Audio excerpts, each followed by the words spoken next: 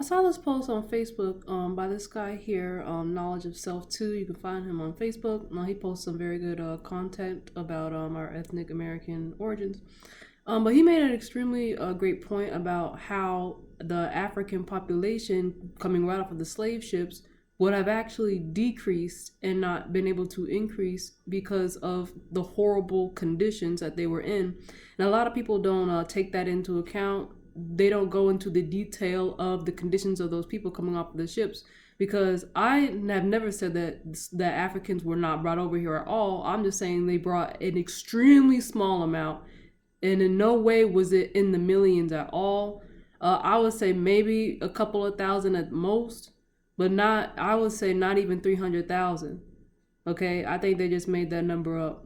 Cause that's a very small percentage. Okay, and especially in the North America, they say that most of the Africans were dropped off in South America.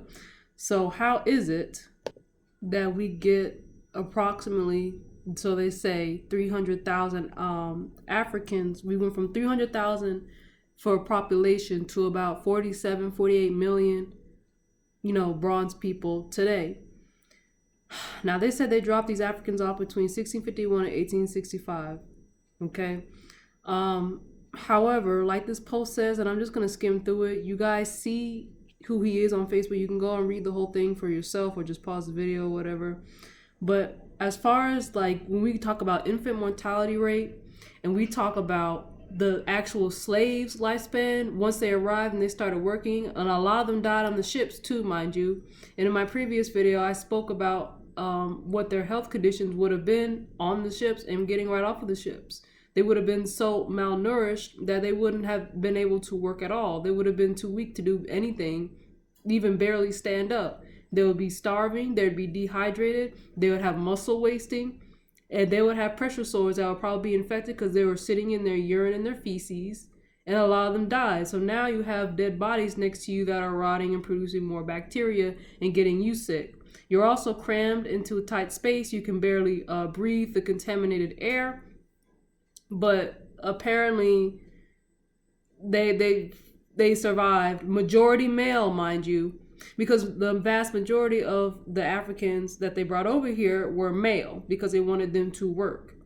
So how do you get such an increase of population from 300,000 to approximately 47 million within about 400 years? Because they said they started in 1600s, right?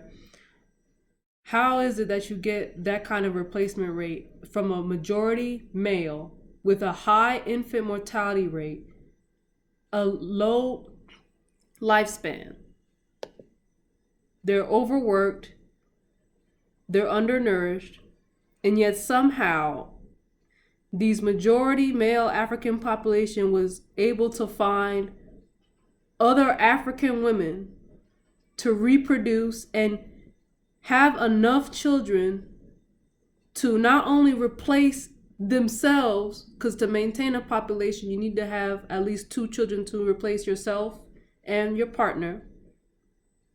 And apparently, they managed to have more, which is how you grow a population. You have more than the replacement rate.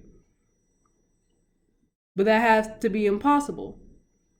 Because if the slave women, the African women coming off of the ships, were extremely undernourished and dehydrated, a woman's body will not have a menstrual cycle or produce eggs to be fertilized if she is under a certain body fat percentage.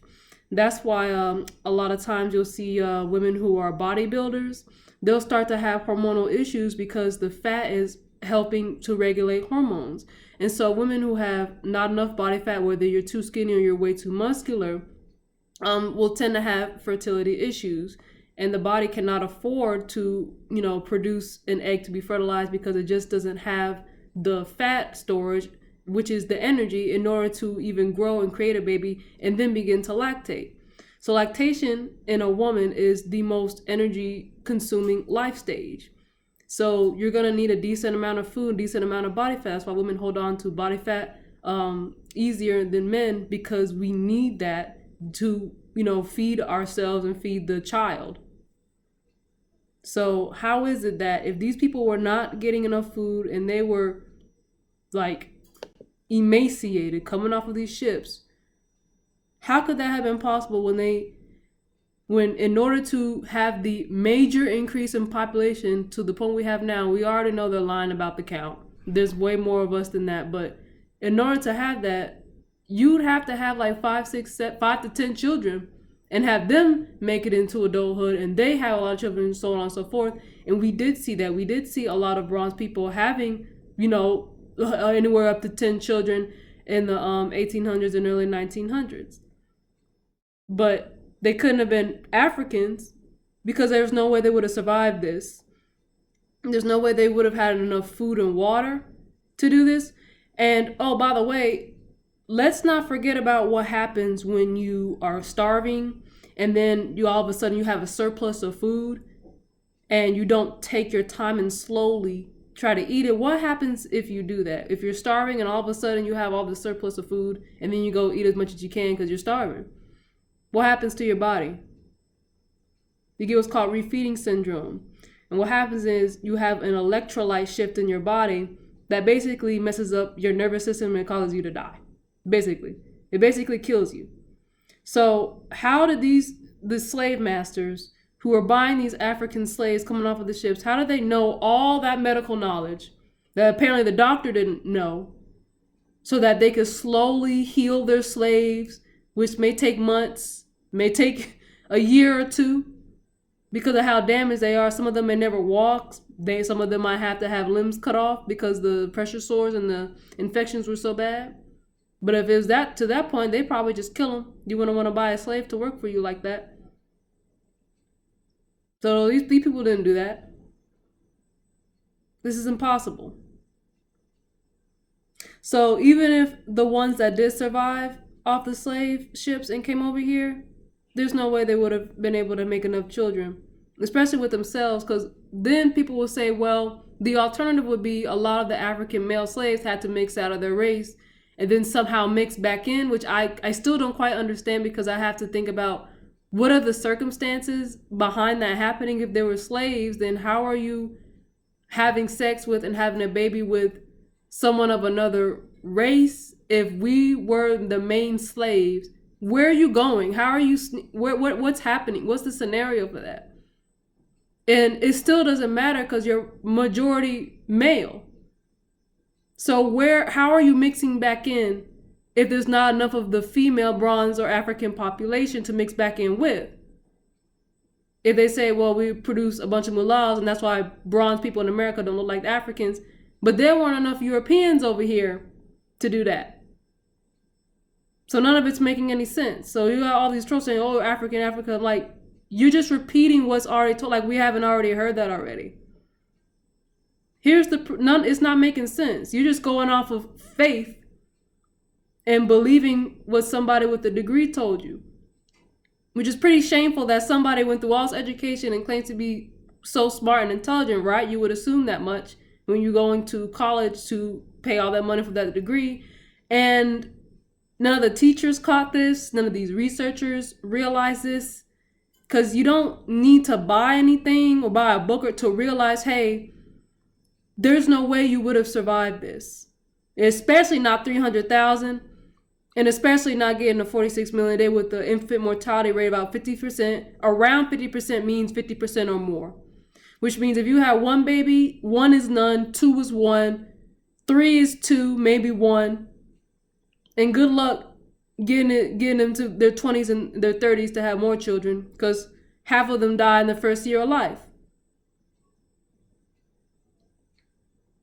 So, no.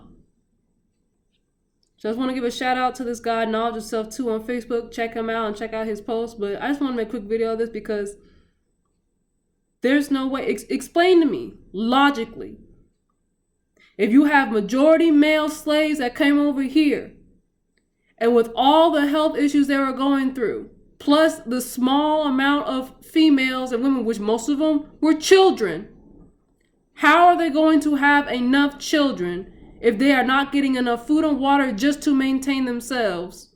How is it that they're going to produce 5 to 10 children to increase the population steadily, consistently over time? Because you got to have that much over time, not just one time. Those children that are born that survive have to have 5, 10 children because a lot of them would die.